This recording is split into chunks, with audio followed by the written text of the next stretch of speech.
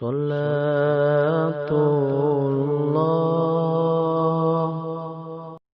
Tentang hal-hal yang mewajibkan untuk mandi besar. Mujibatul musli sitatun. Hal-hal yang mewajibkan untuk mandi besar ada 6 perkara. Dari 6 perkara ini 3 berbarengan di akhwat dan juga di ikhwan, dan yang 3 lagi khusus adanya di akhwat. Jadi dari 6 perkara yang mewajibkan untuk mandi besar ini 3 berbarengan di rijal, ahwat dan juga ikhwan. Ar-rijalu wa nisa'u salasatun tashtariku fiha ar-rijalu wa hiya dukhulul hasafah fil farji wa khuruzul maniyyi wal mautu. Yang 3 yang berbarengan di ikhwan dan juga di akhwat, yaitu 1 dukhulul hasafah fil farji, memasukkan hasafah pada farji atau berhubungan antara laki-laki dan perempuan. Wa khurujul mani, yang kedua keluar sperma atau keluar air mani. Yang ketiga wal mautu, yaitu maut ketika kita meninggal. Tapi kalau meninggal itu bukan kita yang memandikannya, tapi yang hidup. Jadi kewajiban yang hidup sebenarnya. Nah, tidak bisa mandi sendiri. Yang 3 tutasubiha an-nisa. Dari 3 perkara yang mewajibkan adus itu dikhususkan untuk ahwat, untuk perempuan. Apa yang 3? Wahiyya al-haidu wan nifasu wal wiladatu. Yang pertama haid. Nah, ini haid khusus di ahwat.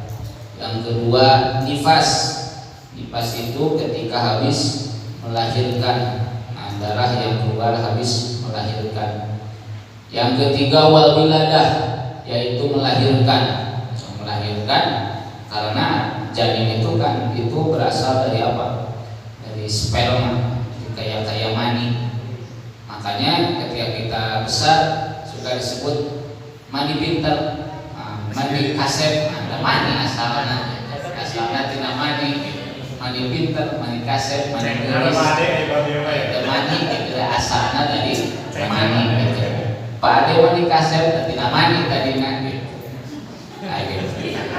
Itu jadi wajib mandi besar ketika habis melahirkan. Itu diantaranya. Jadi perkara-perkara atau hal-hal yang mewajibkan untuk mandi besar itu ada 6, 3 berbarengan di akhwat dan juga di ikhwan, yang 3 lagi khusus adanya di perempuan atau di akhwat. Sedikit membahas tentang lafaz guslu. Suka dibacakan guslu, didomahkan mimnya, dan juga suka difatahkan goslu. Nah, ada guslu, ada goslu gitu. Perbedaannya antara lafaz guslu yang dibaca domah dan goslu yang dibaca fatah. Di sini dijelaskan sama musonif. Mungkin ada pertanyaan, kenapa kadang-kadang disebut goslu, kadang juga disebut guslu. Kalau dalam adus biasanya mandi besar niatnya nawaitul gusla, bukan nawaitul gosla, tapi nawaitul gusla. Suma ilam ana lafdul gusli in udifa ila sabab. Perbedaannya ketika lafaz guslu atau guslu diidofatkan, disandarkan ila sababi kepada sabab, kagustil jum'ati, kagustil jum'ati, atau wa guslil aqidaini, adus Jumat atau adus ketika kita mau baik Idul Fitri ataupun Idul Adha. Fal absohu fil lughaini adamu, maka ketika lafaz guslu diidopatkan dengan sebabnya, di sini kaguslil jum'ati, adus mandi besar ketika mau melaksanakan Jumat, atau adus mandi besar ketika mau melaksanakan sholat Id. Fal absohu fil lughaini adamu, maka yang lebih fasihat itu, lebih absoh itu, maka limnya dibacanya domah itu. Wakada guslul badani, termasuk dibaca domah itu ketika lafaz guslu disandarkannya dengan badan, guslul badani, maka bersama ini juga dibacanya domah.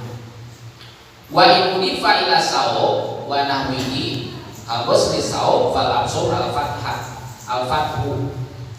Maka ketika lafaz al waslu disandarkan, diidofatkan kepada barang sesuatu, maka ini lebih fasihatnya dibacanya waslu, bukan guslu.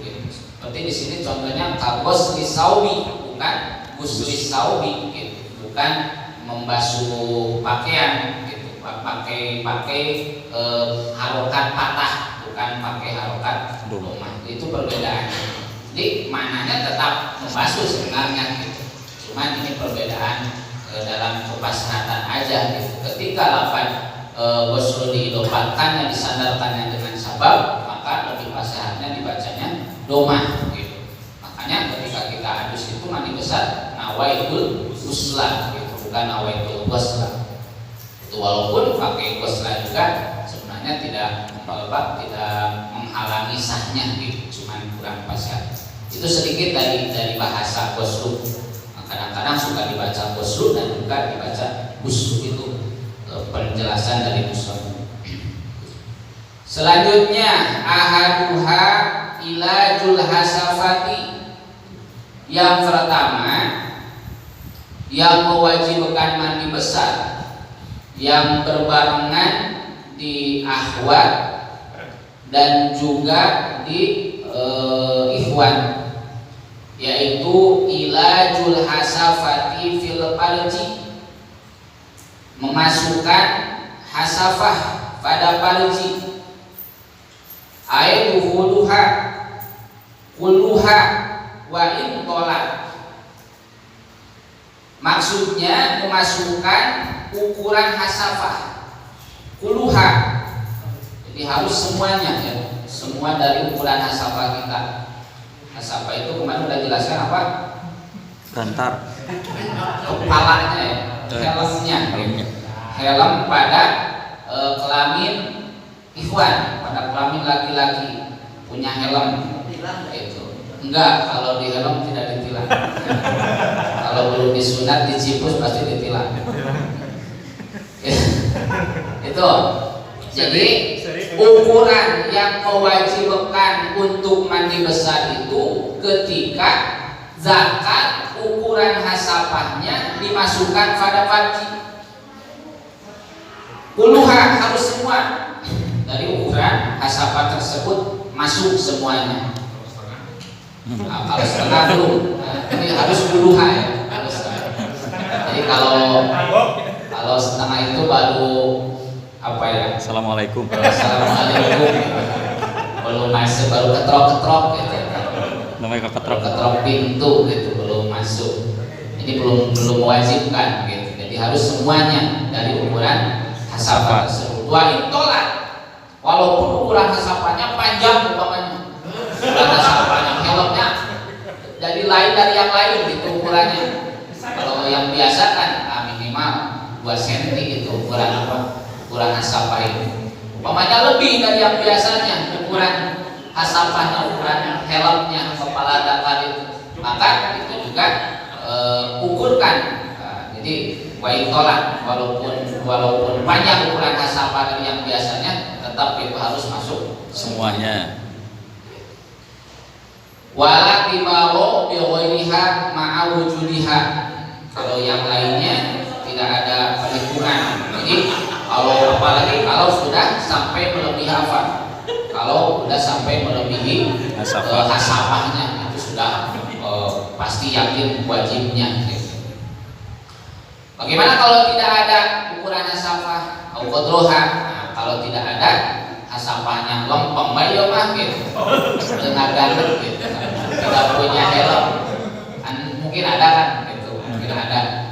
Nah, kalau tidak ada hasapahnya lempeng bae mah datar gitu. Datar tidak punya helm, maka tinggal ukurkan aja dengan hasapah yang biasa. Yang lain. Qadruha min faqidiha. Jadi kalau tidak ada hasapahnya, maka ukurkan dengan hasapah yang biasa gitu, ukurkan. Jadi ketika udah masuk ukuran hasapah, berarti itu udah mewajibkan Adus mandi besar. Walau bila qasdin, walaupun tidak bermaksud memasukkan hasapah ke partinya tidak dimaksud, tidak sengaja,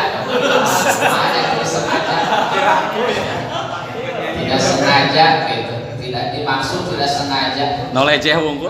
Noleceh gitu.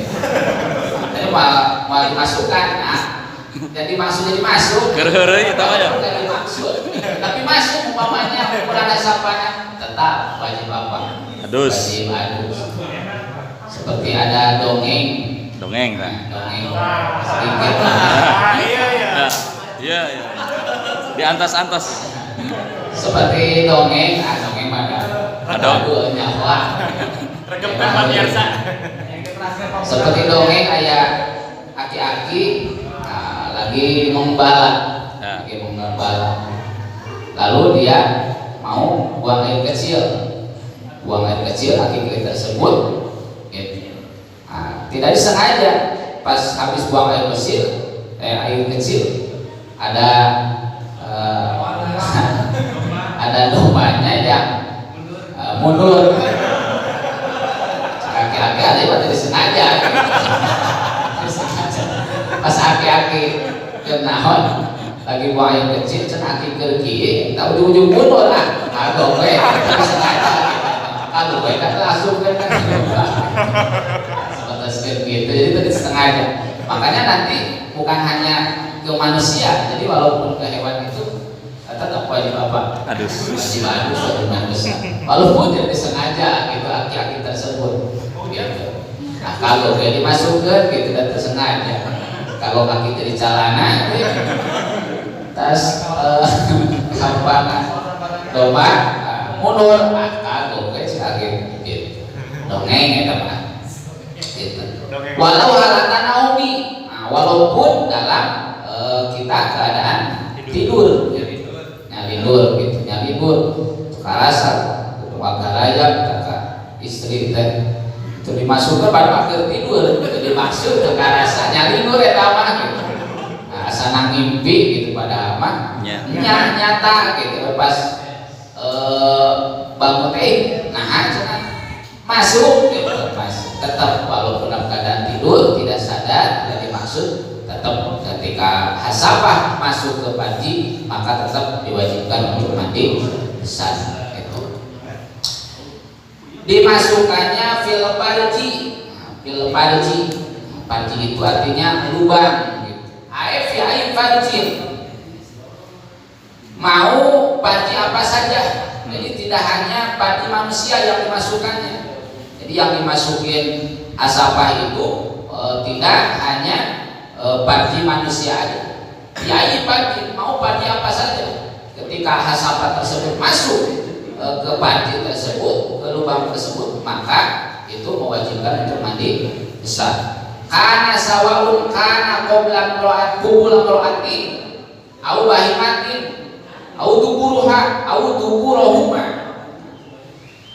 Begitu juga tidak ada perbedaan antara partinya mau kubul perempuan manusia ataupun aubahimatan ataupun hewan.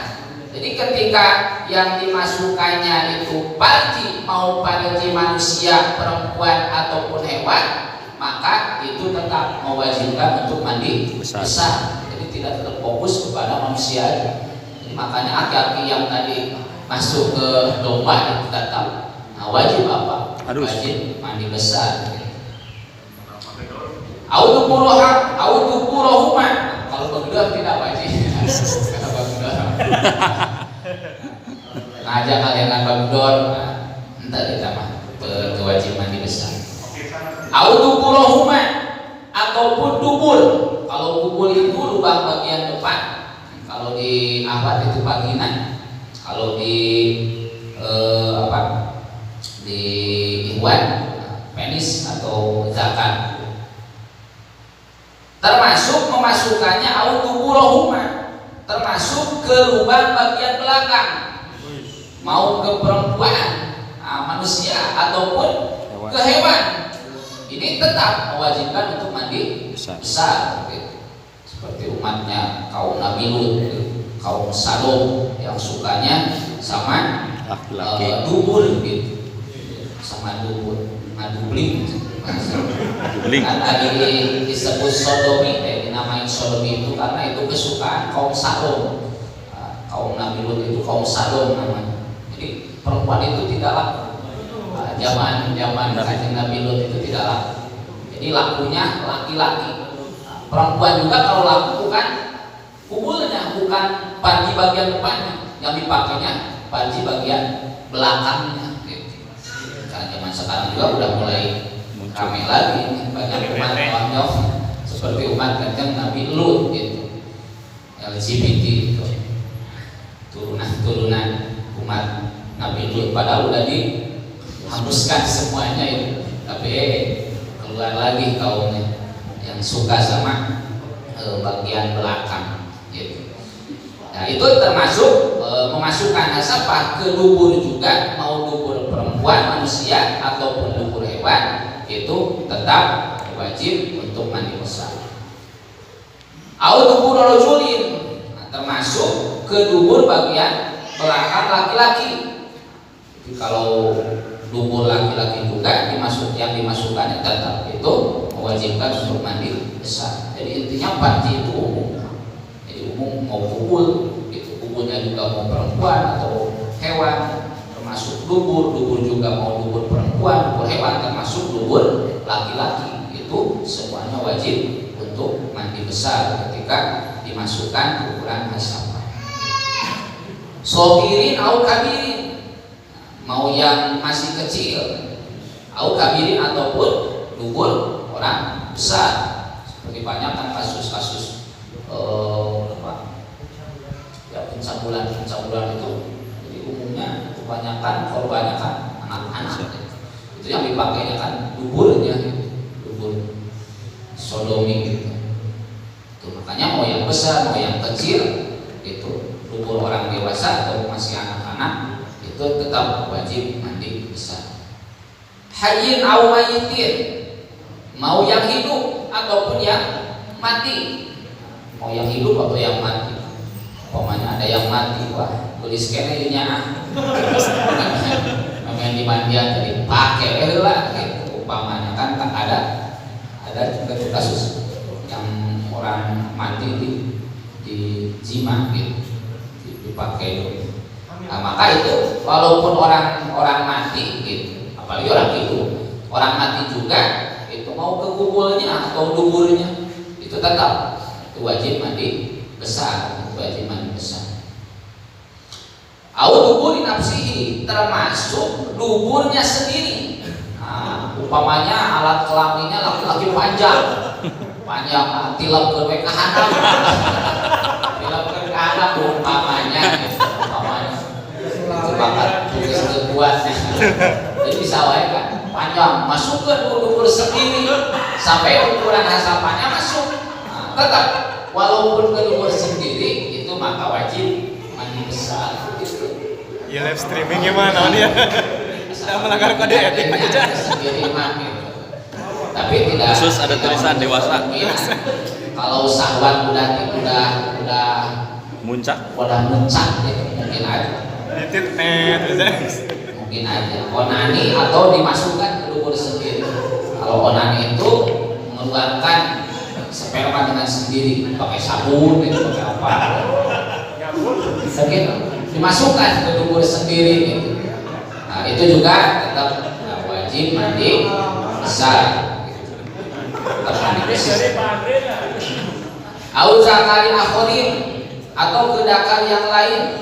Kan alai kedakar yang lain asa ese tidak mungkin ya, soalnya lubang keluar itu kecil gitu, tidak mungkin ya upamanya ada tetap jadi tetap wajib untuk mandi besar.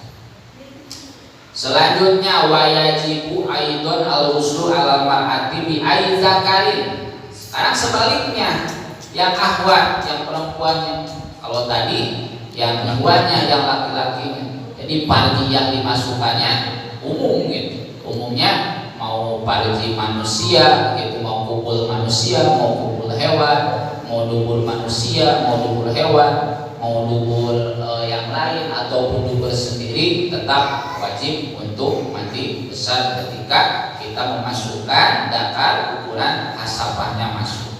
Sekarang bagaimana kalau akhwat yang dimasukkannya, ahwatnya itu parjinya, vagina ahwat yang dimasukkannya itu wajibu aidon al-ghuslu alal mar'ati bi ai zakarin dakhala fi farjiha. Sekarang ahwat juga wajib untuk mandi besar, berarti ahwatnya yang dimasukkan. Kalau ikhwan itu yang memasukkan. Kalau ahwat yang dimasukkan itu dimasukkan zakar, yang dimasuki zakar